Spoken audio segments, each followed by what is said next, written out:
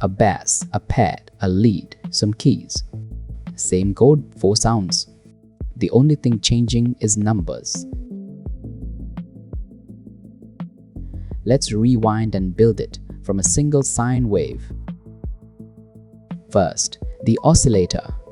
Stack harmonics on a sine wave, each at 1/n, and you get a bright sawtooth. Then, an envelope shapes its loudness over time. Attack, decay, sustain, release. A filter sculpts the tone, rolling off the bright high harmonics. Oscillator, times envelope times filter. Out comes a playable note. No plugins. Start with a pure sine wave, 1 frequency, a clean test tone. Stack a few harmonics on top at 2 and 3 times the frequency, and it gets readier. Generalize it, every harmonic n at 1/n loudness. That sum is a sawtooth.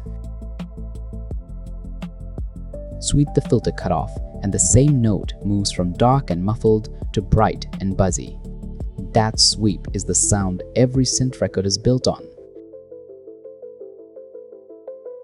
Oscillator times envelope times filter, change 4 numbers, and you change the whole instrument.